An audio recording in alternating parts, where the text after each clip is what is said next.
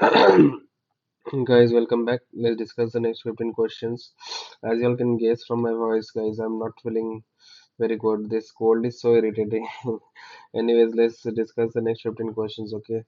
The drugs that which is the drug increasing the trabecular outflow was one of the question, and among these options are timolol, bromocriptine, acetazolamide, and netarsodil. So the answer for this is netarsodil. Netarsodil is a rho kinase inhibitor. It is a rho kinase inhibitor. What it does is that it decreases the pressure and therefore it increases the trabecular outflow. How photoreceptors will act in the optic pathway, I don't know. I think this was the question, or some other like words were there, and the options also. If these were the options, like by depolarization, hyperpolarization with opening of sodium and potassium channels. So we know in optic pathway the action potentially generated by hyperpolarization, and that is done with opening of potassium channels. So this should be the answer. Now 58, topical atropine is used in all except malignant glaucoma, corneal ulcer, acute congestive glaucoma, and acute anti-uveitis. So this one, you know that atropine cannot be used in acute congestive glaucoma because it can precipitate the angle closure, and therefore it should not be used in this. So this will be the answer. Right Trendelenburg test is positive, which nerve is affected? So this was the question. I think the right Trendelenburg test is so basically positive. That means that we are dragging this right leg and we're not being able to lift it.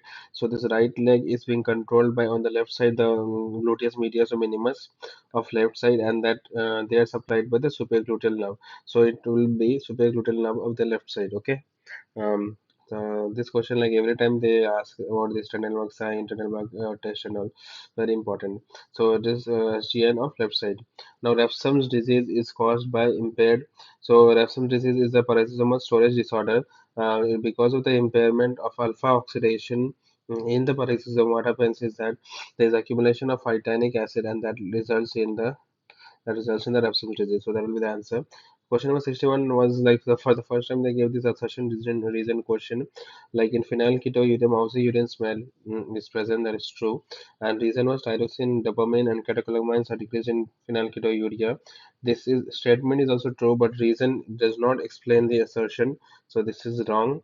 Okay. So the answer would have been assertion and reason both are right, but the reason that not, is not the explanation of assertion.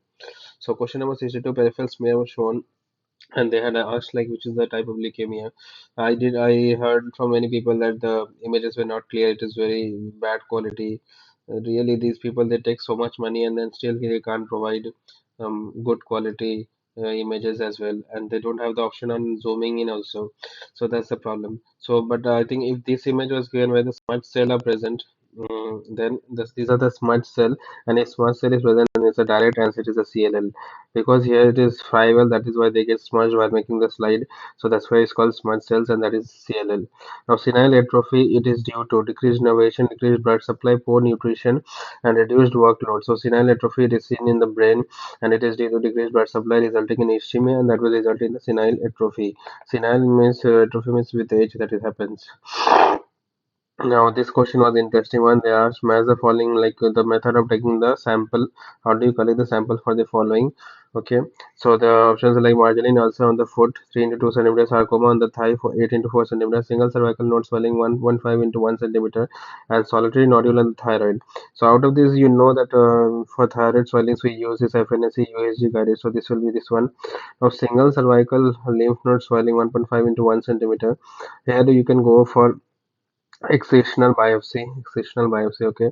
And margins also on the foot, 3.3 into 2 centimeters. So we do know that the long-standing marginal ulcer can result in the squamous cell carcinoma. So there can be like invasion of this tumor. So we have to go for the wedge biopsy in this, and the remaining one, the sarcoma and the thigh, will be the coordinated biopsy. Will be this for this one. Okay. Now question number 65. The stomach mass is there and CD117 positive they said, and cytokeratin 9 negative and S100 negative. So CD117 positive itself means it is GST. Cerebral gastrointestinal stromal tumor. Question number 66. Is a chronic smoker, is a breathlessness present hota hai, and there's a chest pain and there's lung tumor, and on the staining that we get chromogranin positive.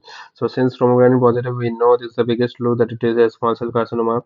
This is a tumor marker for the neuroendocrine tumors like chromogranin, synaptophysin, neuron specific analysis.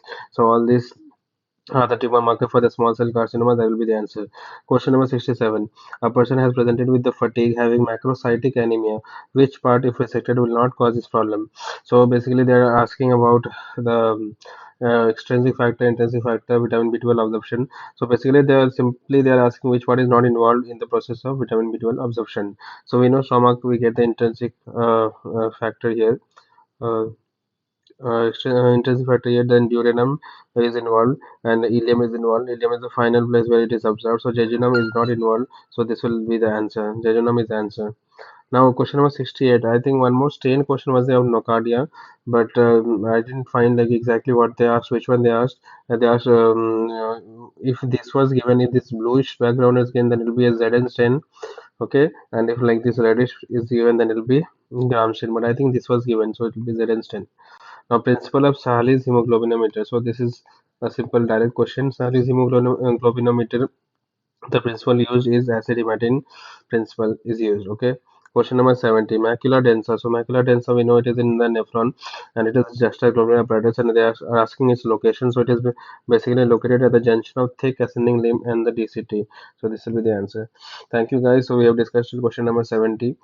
Stay tuned for the rest of the part, and do subscribe, guys. You all are not subscribing. Almost 80% of the people who are not subscribed are watching. So please, if you appreciate, do subscribe and share. Thank you.